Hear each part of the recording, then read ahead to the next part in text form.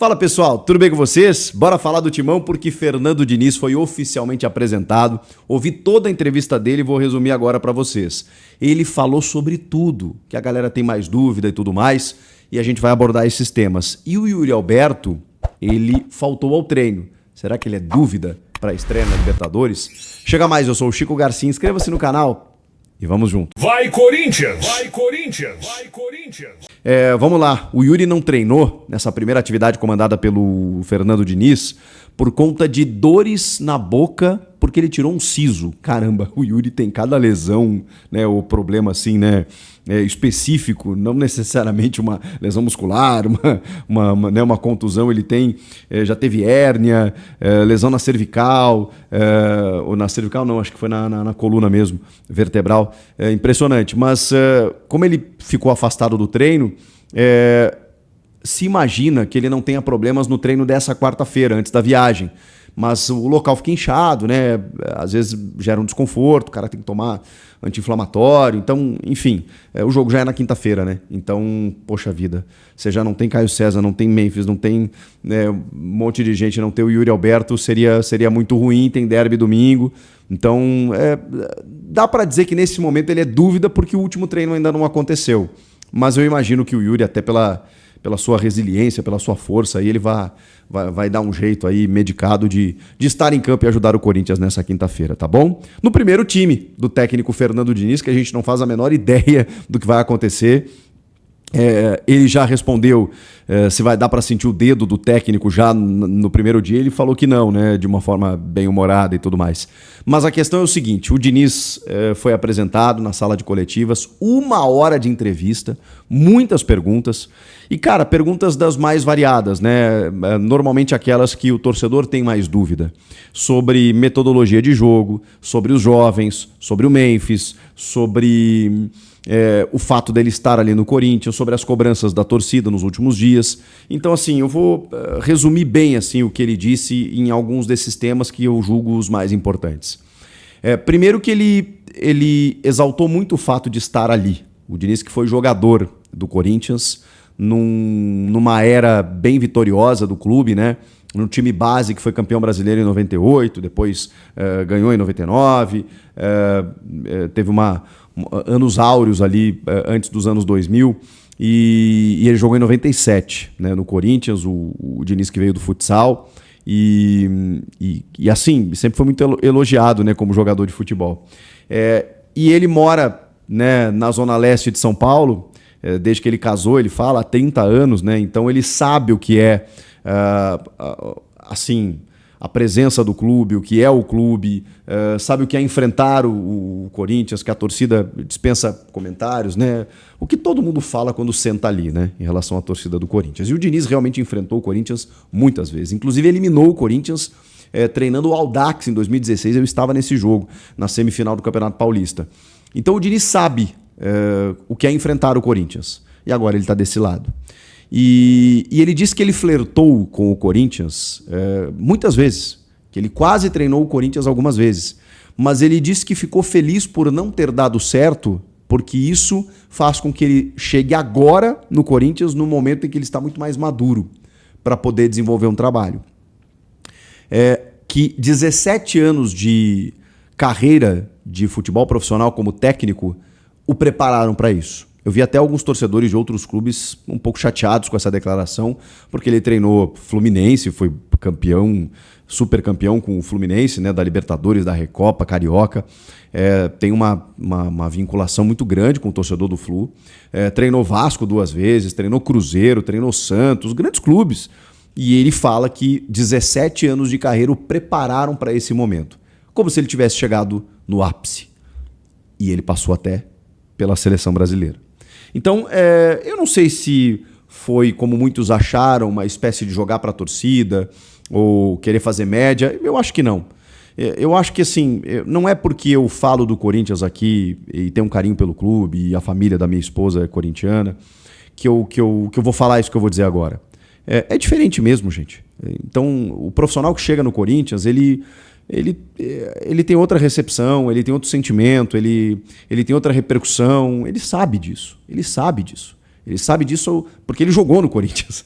Então ele jogou no Corinthians, ele enfrentou o Corinthians, ele mora na região onde está o Corinthians, ele acompanha o futebol brasileiro. Ele sabe, como muitos sabem. Como o Gabriel Paulista, que era torcedor, tudo bem, né? Sabia, né, do sonho de estar ali. Aliás, sobre isso, outro torcedor do Corinthians, né, que queria muito jogar bem no Corinthians e não conseguiu ter sequência, é o Alex Santana. Ele foi questionado sobre o Alex Santana, que ele conhece do Atlético Paranaense. E ele falou, cara, eu fiquei sabendo há pouco que o Alex estava treinando aqui em separado. Eu não sabia, eu vou me inteirar do que está acontecendo, porque eu conheço o Alex. Talvez, né, vai depender, né, do que a diretoria vai dizer para ele, talvez ele possa ser reintegrado. Tá? Numa das respostas ele abordou essa situação. Sobre equilíbrio defensivo, essa questão é polêmica, porque a questão foi muito pertinente até. Que no Vasco da Gama, por exemplo, ele fez 50 gols, mas tomou 53. E ele respondeu, claro, né, até um pouco, não digo contrariado, né, mas incomodado, porque é um número ruim. E ele reconheceu que é um número ruim.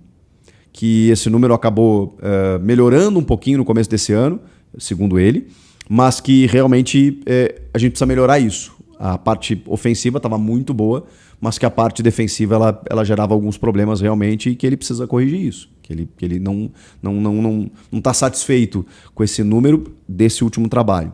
Ele foi questionado também sobre estilo de jogo. Né? O São Paulo de 2020 lá, um São Paulo super protagonista, né? Quase foi campeão de Copa do Brasil, quase foi campeão brasileiro. Em que ele mudou bastante o time. Ele jogou com pontas, ele jogou, ora ele jogou mais com um meia se aproximando do atacante, ele jogou de várias maneiras. O próprio Fluminense também foi um time que foi sendo construído. Ele fez o comparativo com aquele Fluminense, de que aquele Fluminense ele não começa bem e que ele vai sendo construído, ele vai sendo forjado ao longo da competição e que ele imagina que isso possa acontecer com o Corinthians. A Libertadores nem começou ainda para o Corinthians. O Campeonato Brasileiro está na 10ª rodada, a Copa do Brasil ainda está para acontecer. Então ele entende que tem muito a percorrer, tem um trabalho todo para ser iniciado. Ele falou também sobre o Memphis, que ele espera que o Memphis fique, que é um presente para os brasileiros o Memphis estar jogando aqui, que é um jogador de altíssimo nível, especial, diferente, que decide grandes jogos e que ele vai esperar contar o máximo com ele. Me parece, ficou claro numa das respostas, que ele tem uma missão de recuperar Rodrigo Garro, que por várias questões a gente não consegue mais vê-lo jogando o futebol de 2024. E tem uma questão física ou clínica, né, do seu joelho, tem uma questão pessoal lá, né, de um processo que ele enfrenta na Argentina, que mexeu com a cabeça dele. Tem muitas questões envolvendo o Rodrigo Garro. E a gente sabe como o Diniz ele é teimoso no bom sentido nesse aspecto, né, em recuperar jogadores.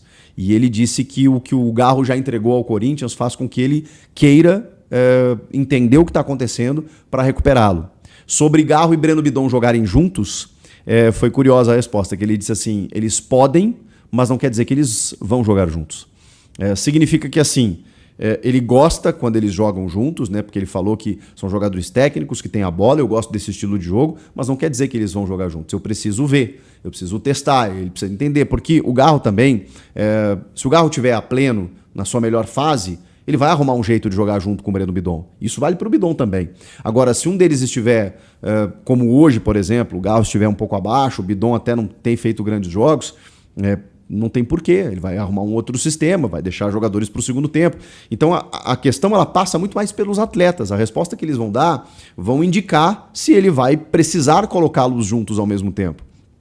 Mas ele diz que é possível sim, porque é um jeito de jogar que ele gosta.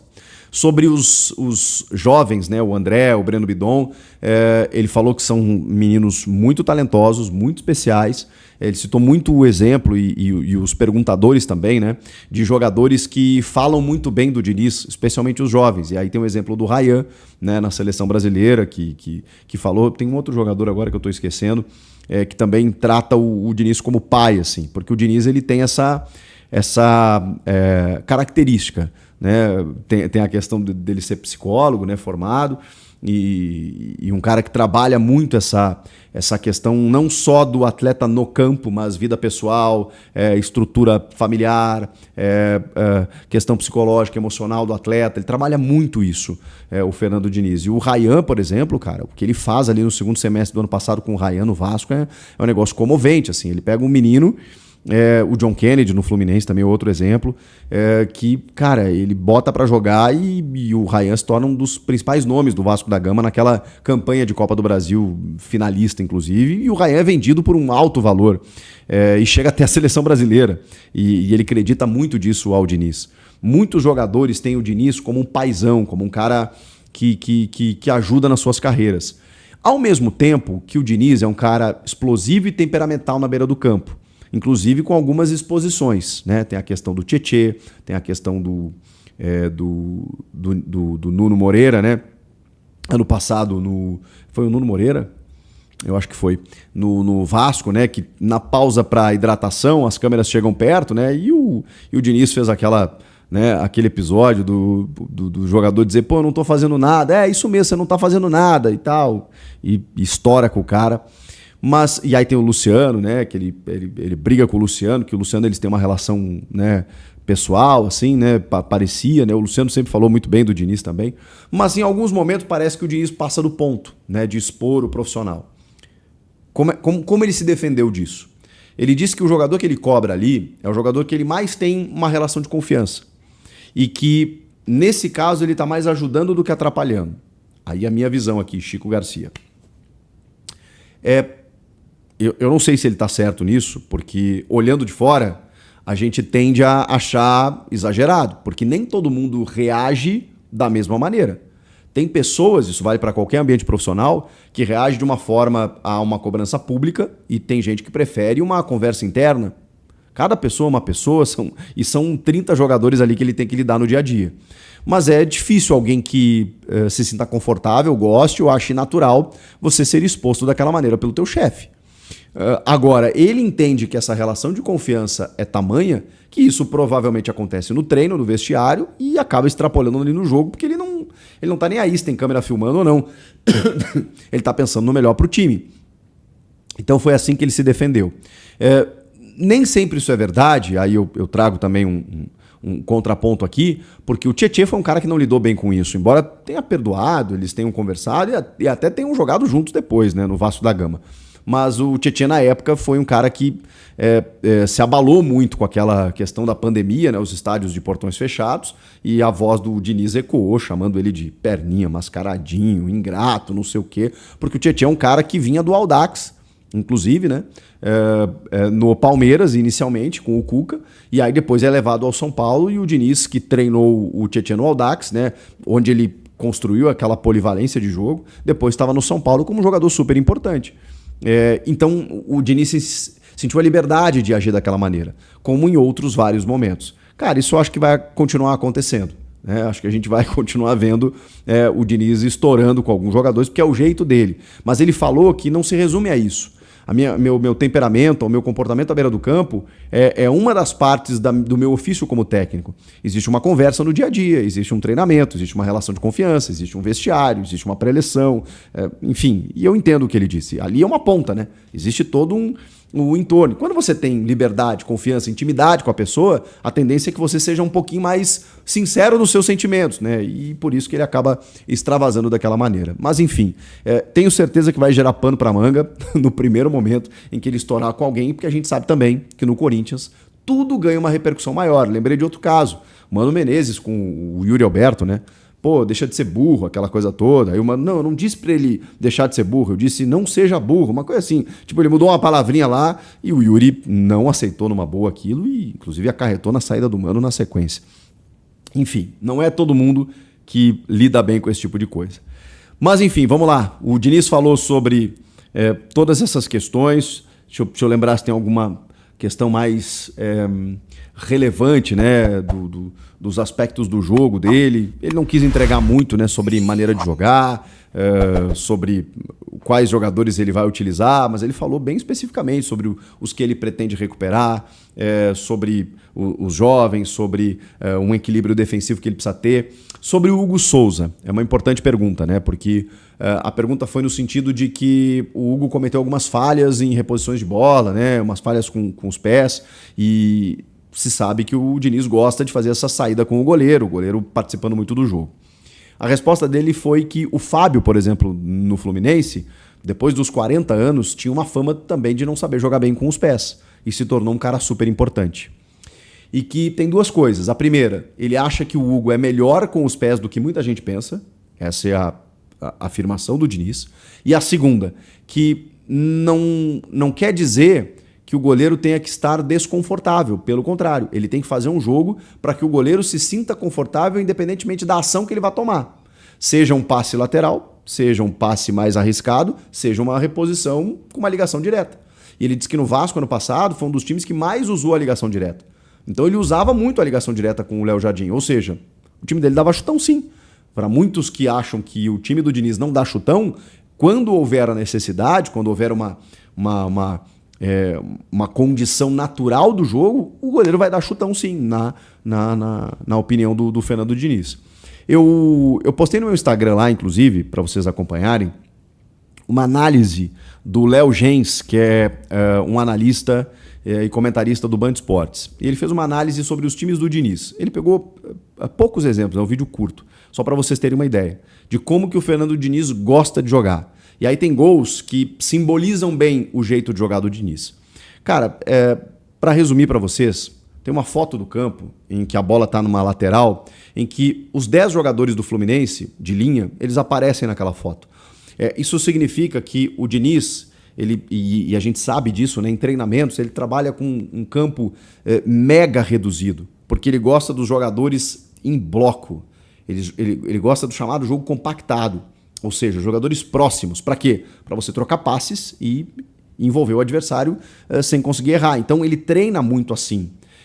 E com muitas vezes o adversário no coletivo, no treinamento, tendo mais jogadores, né? Tendo 15, 16 jogadores, para você sair de uma pressão com muito mais atletas. Para que os caras trabalhem isso, para que quando chega uma pressão, tipo do Manchester City lá contra o Fluminense, os caras tenham uma tranquilidade de sair tocando a bola. Isso é arriscado? Mas o Diniz, o que ele faz? Ele dá liberdade para o jogador. Do tipo assim, vai, arrisca mesmo. Aí, se tá confiante, vai. Eu não vou... Ele dá respaldo para isso. Eu não vou rasgar você no meio, eu não vou te expor na imprensa, eu vou te defender, inclusive, nos microfones, se você cometer um erro tentando fazer alguma coisa que você tá confortável para isso. Nessa análise do Léo Gens, o Robert Renan, que virou titular com ele no Vasco, era um cara que jogava depois do meio-campo. E muitas vezes se soltava. Só que quando você se solta como zagueiro, você tem que ter uma cobertura, evidentemente. E ele sempre tem um volante baixo para poder fazer isso. Esse cara vai ser o Ranieri? Não sei. Esse cara vai ser o Carrilho, que muitas vezes com o Dorival foi um primeiro volante pela saída de bola dele que ele tem.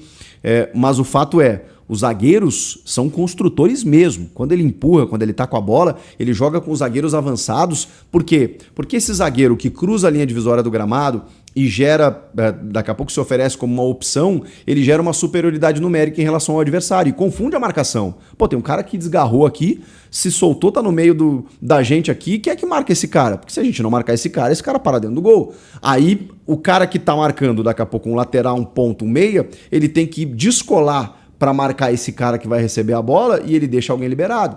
É uma questão matemática, né? Então ele gosta dos seus zagueiros saindo para poder construir o jogo. E muitas vezes há uma inversão também dos pontas para confundir a marcação. Então, às vezes, um lateral cai pelo lado esquerdo, às vezes um ponta direita cai pelo lado esquerdo, porque isso, cara, gera uma confusão na cabeça de quem tá marcando. O Diniz gosta desse jeito, né, um pouco mais irreverente, né, de jogar. Isso, obviamente, em alguns momentos, gera um desequilíbrio defensivo e é o que ele precisa corrigir. Ele foi perguntado sobre o elenco, né, mas é muito cedo ainda para analisar o que ele pretende, o que ele pode fazer com esse elenco, mas ele considera um elenco muito interessante para poder trabalhar. E eu tenho certeza disso. Fazendo uma análise do elenco do Corinthians com o jeito de trabalhar do Diniz, Cara, não é uma questão matemática, né? Não quer dizer que é óbvio que vai dar certo. Eu não posso afirmar isso. Mas casa muito, faz muito sentido o jeito de trabalhar que o Diniz sempre gostou das suas equipes com as características do elenco que ele tem nas mãos.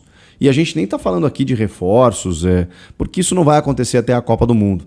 Mas tem jogadores que, assim, o Lingard chegou agora, o Zaccaria Labiad também, que a gente vai ver praticamente nas mãos do Diniz. Então, ele tem, embora a gente saiba que o elenco tem carências e tudo mais, mas ele tem boas ferramentas, cara. De um elenco que já deu resposta em algum momento, mas sempre num limite. Eu gosto do Dorival, porque o Dorival ele é efetivo, ele é pragmático, ele vai lá e conquista, como ele conquistou, especialmente no mata-mata. Mas o Dorival ele tem um teto também. Ele tem um teto. E o Diniz, em termos tático-técnicos, ele tem um teto muito maior. Nem sempre ele alcançou esse teto. Muitas vezes ele ficou pelo caminho, muitas vezes ele teve um aproveitamento baixo, porque tentou fazer coisas que não conseguiu com o elenco que ele tinha à disposição. Eu tendo a pensar que o elenco do Corinthians proporciona um teto maior, em termos de futebol jogado e daqui a pouco até em resultados. Basicamente isso, rapaziada. Vocês devem estar percebendo que eu tô empolgado. Eu empolguei. Eu tô otimista, eu tô ansioso para ver os primeiros movimentos e analisar friamente cada passo, cada gesto, cada movida no tabuleiro de xadrez que Fernando Diniz fará nesse time do Corinthians. Tô muito empolgado, porque para um analista de futebol é um deleite, cara, você acompanhar um treinador mais a fundo, como farei agora com ele, acompanhando todos os jogos, todas as mudanças, todas as mexidas, todas as nuances de um técnico, para ter influência no jogo e num time. E já começa na quinta-feira. Então, vamos lá. A magia está prestes a começar.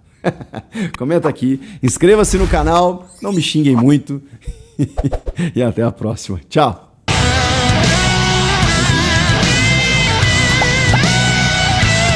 Vai Corinthians! Vai Corinthians! Vai Corinthians! Vai Corinthians!